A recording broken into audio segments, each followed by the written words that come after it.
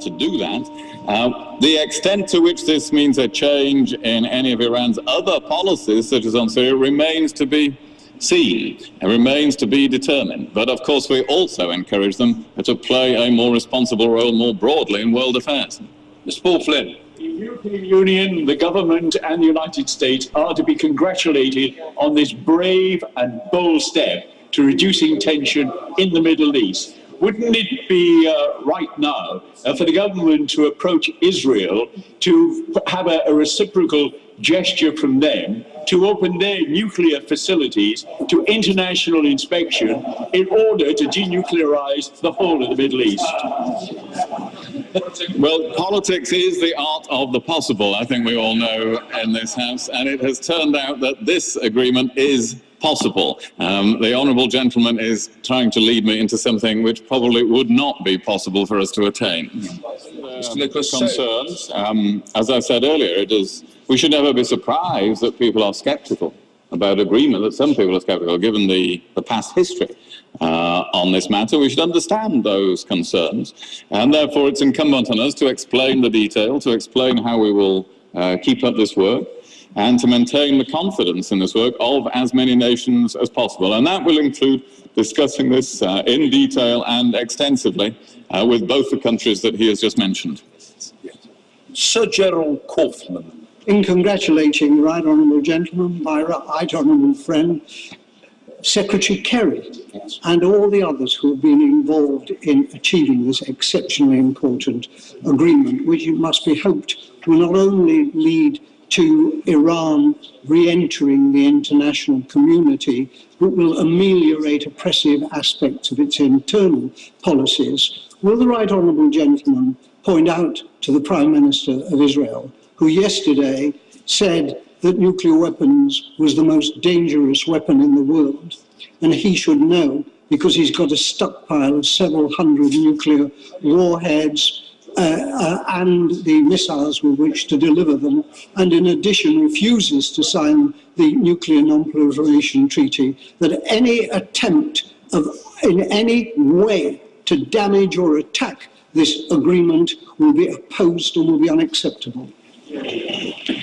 Well, as I said earlier, Mr. Speaker, we would strongly discourage, of course, any country from seeking to undermine this agreement. And I haven't seen any sign that any country will, I have to say, in any practical way. I think that every country in the world understands how serious that would be. There may be those who disapprove of the agreement, but they know that it has been made by, among others, the 5 permanent members of the UN Security Council, and that it must be given its chance, and I believe it will be given its chance.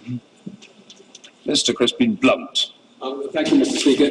Does my right honourable friend agree with Mark Fitzpatrick, who is a nuclear proliferation expert at the IISS, who's often backed what Israel has had to say about Iran, who has concluded that seeking to undermine the deal would bring benefit to no party except those who prefer war?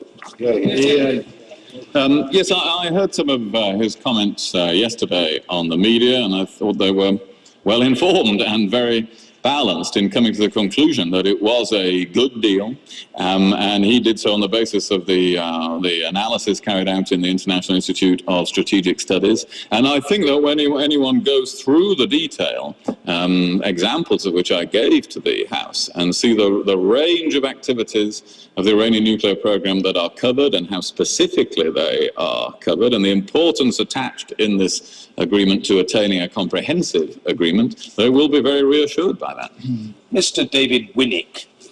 Those who mocked at Lady Ashton's appointment, certainly not the Foreign Secretary, may wish to apologise accordingly.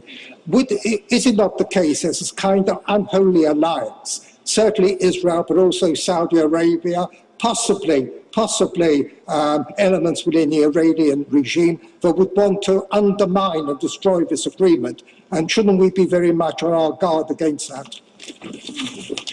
Well, we'll be on our guard against any attempt to undermine it. But this is an agreement with the backing of the US government, of Russia, of China, of France and Britain, the other permanent members of the Security Council, and which clearly now has received very widespread support around the world.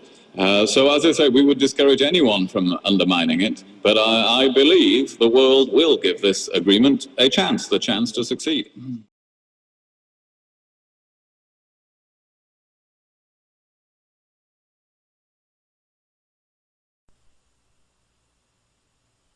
Take out the papers and the trash, or you don't get no spending Iran cash. accuses, this is real quick, Iran accuses the American government of orchestrating 9/11.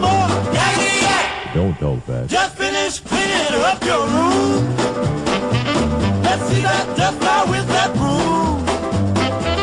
Get all that garbage out of sight, or you don't go out Friday night. Don't talk back.